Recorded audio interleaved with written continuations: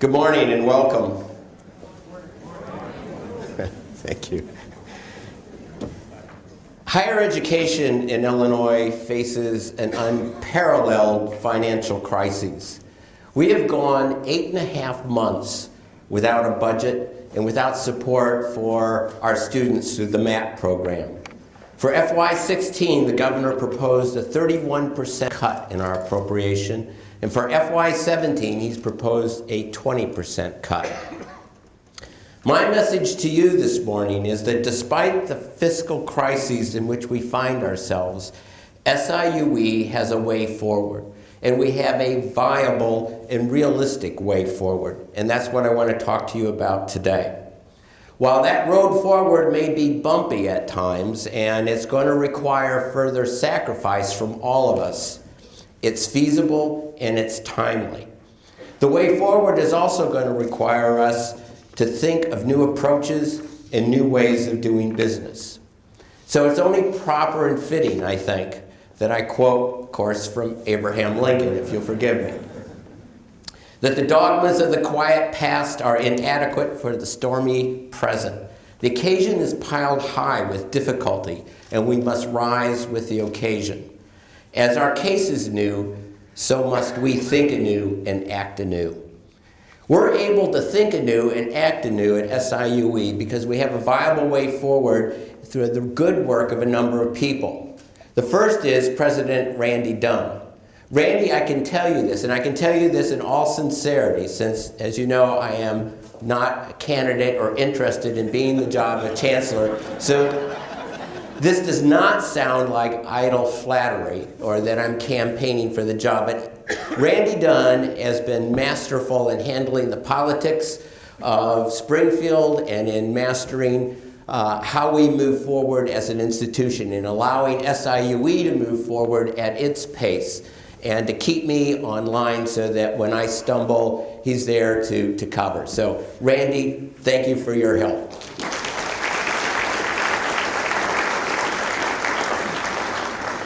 We have a viable way forward also because of the people who served on the Congress. There are about 200 members of the Congress who gave their time and their thought and their energy and their creativity for us to move ahead. Also, we have a viable way forward because of the work of the steering committee.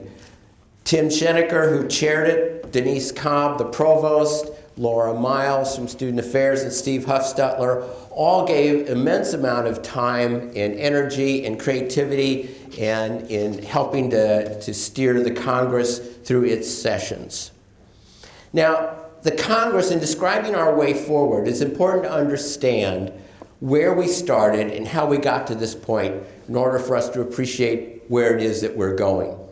Repeated budget cuts and the uncertainty of additional cuts were threatening to redefine who we are as an institution.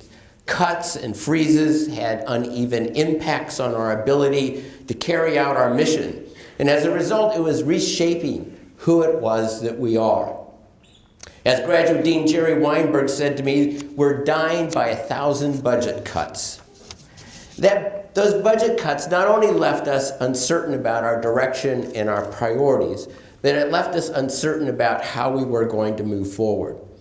So if you will be patient with me, what I want to show you is how I've tried to put together visually. I'm more of a visual learner than I thought after all these years. But I tried to put into a graphic what it is, the kind of the problem that I thought that we were facing.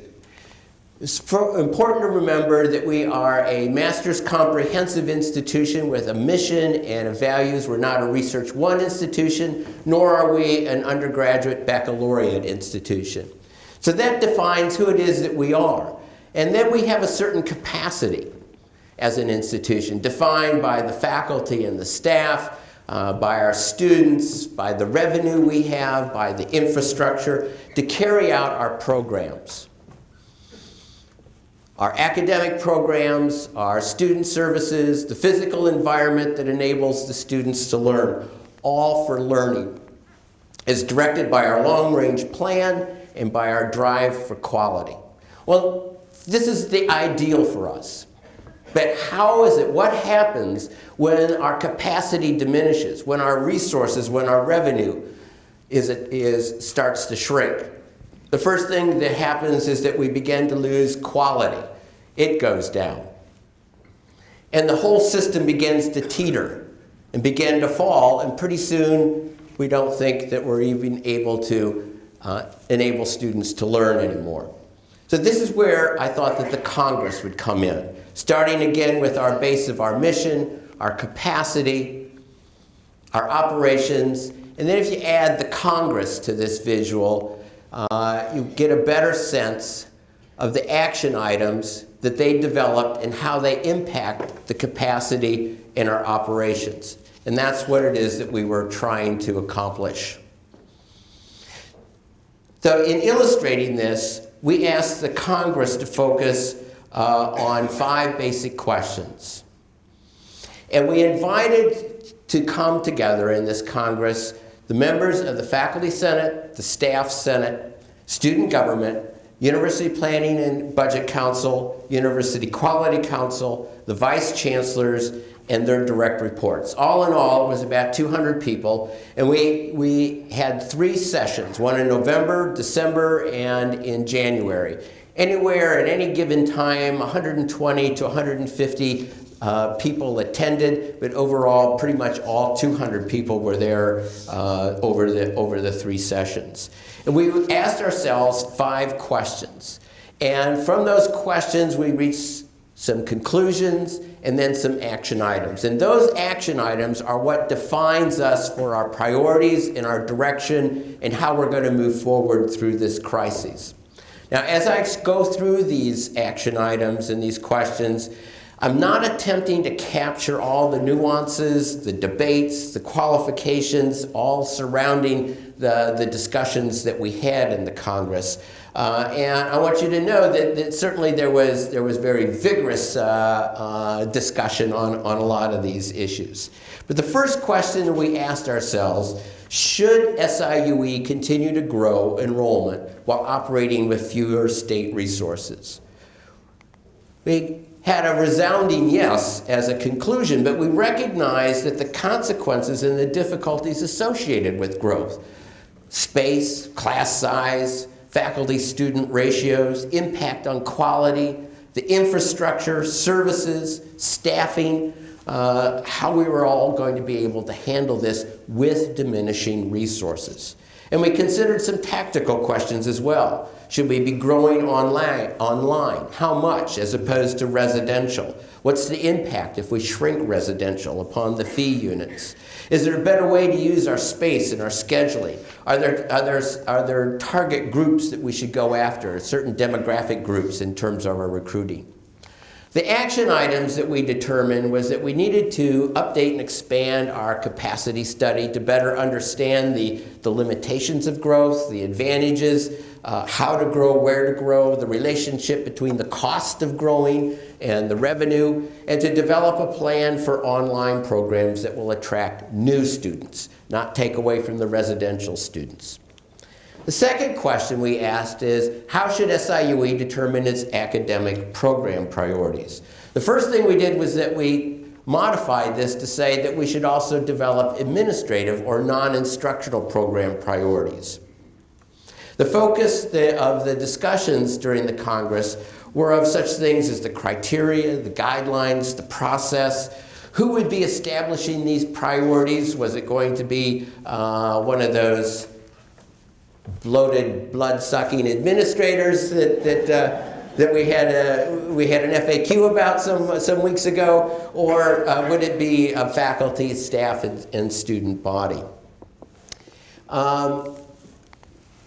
Our action item is that through the University Quality Council and working with the faculty and staff senates and student government, we will use the criteria and the process that was generally defined by the Congress and to set guidelines and to begin the process. And this will be one of those long processes in establishing priorities. Now this is going to be, you'll understand how important this is a little later in our discussion. The third question is, how can SIU increase revenue to replace the loss of state appropriated dollars? We hypothetically said, what would happen of our $58 million that we get from Springfield, what would happen if we had to replace $20 million? And how long would it take us to replace that amount of money? The Congress generated a lot of interesting ideas, but one thing that was clear is that we could not balance the books on the backs of the students and the parents. We couldn't raise tuition and fees high enough to cover $20 million. That would put us at a tuition rate that would be astronomical. But we did recognize that we need to increase tuition and fees to some extent. We need to increase our enrollment. Specifically, we need to increase online enrollment. And we thought about how we could monetize some of our assets, our facilities, and our land so that we can generate new revenue. The action items are that the UPBC will review a revenue model, and I want to tell you that they will probably do that within the next 2 weeks. We've been working diligently on this for a month or so, 6 weeks, and we have a realistic plan on how to move ahead that we'll be giving to the UPBC for their review and their modification. Then the UPBC will also be responsible for monitoring the implementation of this revenue plan to make sure that we keep going and that we keep moving ahead. The fourth question that we considered is, should SIUE have a different budget model? Now, this might seem rather esoteric for a lot of us, but it's important. Currently, we operate in what's called an incremental budget model. So if we get a 3% increase in state appropriation, every unit gets a 3% increase. If we get a 5% decrease, every unit has to take a 5% loss. What that doesn't do is it doesn't give us flexibility. So we concluded that yes, we do want a new budget model given the kind of circumstances that we face. And we want a budget model that gives the units flexibility, that rewards growth and rewards innovation. How we're going to do that is that the UPBC, the Congress concluded, would appoint a task force to look at a new budget model. And again, I'll come back to explain to you why this is important. But I have a confession to make in that when the Congress first discussed this issue back in November, I enthusiastically and characteristically ran on ahead and appointed a committee without waiting. And it is composed of Morris Taylor, the chair of the UPBC, John Navin, the incoming chair of UPBC, Shavonda Mitchum from Arts and Sciences, Kathy Folan, the bursar, and Bill Winter. And they've been looking at a new budget model and will be proposing or giving us some alternatives and some ideas to UPBC before the end of March. So you'll be hearing about this in the very near future.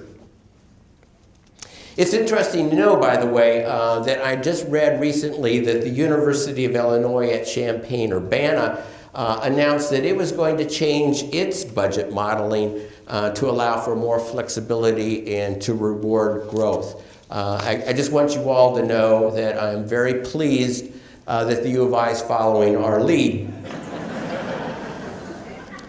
And I think it's great that the U of I is hoping to become known as the SIUE of Central Illinois.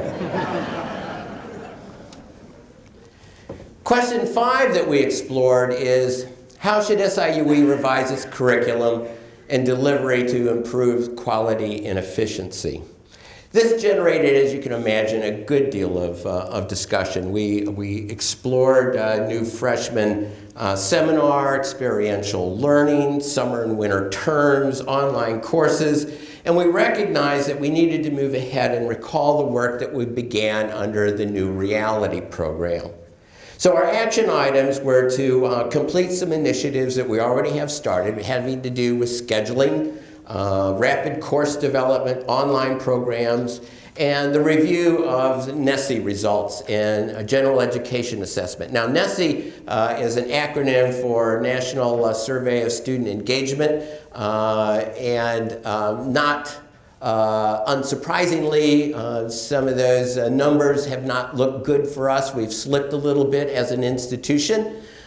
because as you remember my graphic, my triangle, as the resources decline, one of the first things that happens is quality comes into question. And we need to spend a lot of time, and I've been putting a lot of pressure on the provost, who will be, in turn, is pressuring the deans, and they'll be pressuring you very soon, that we need to work vigorously on improving the quality of our programs.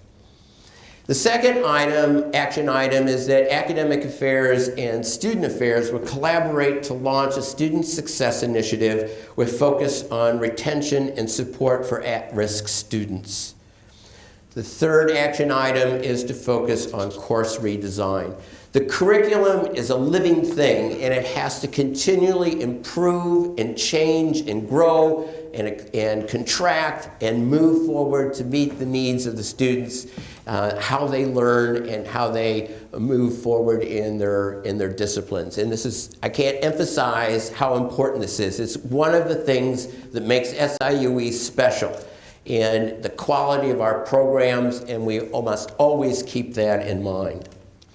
So what is the way forward? Well, let's take a look at the action items. Grow enrollment, understand our capacity, develop online, establish our program priorities, academic and administrative, develop a new budget model, develop new sources of revenue, complete our academic initiatives, launch Student Success Initiative, and course redesign. We need to raise new revenue. And increasing enrollment is a key strategy, not only in raising new revenue, but it's a key strategy politically and fiscally for this university. A different budget system is going to help. It'll unleash energy and provide incentives for units to grow and reward their innovation. It'll also give us the flexibility to target resources. Program prioritization allows us to focus resources and pursue opportunities for growth that we might not be able to otherwise. And the new budget model will give you the ability to pursue those opportunities. Curricular innovation and delivery of that curriculum helps us with enrollment and will help us with providing a quality education. So the Congress, I believe, not only the Congress combined with last fall's move to realign the budget has put us on a sound basis, not only for this year, but to move us ahead in FY17. Now, the way forward will have a number of unforeseen obstacles, clearly. We're likely to have to do a lot of zigs and zags, and it's going to require patience, and it will require some perseverance. But darn it.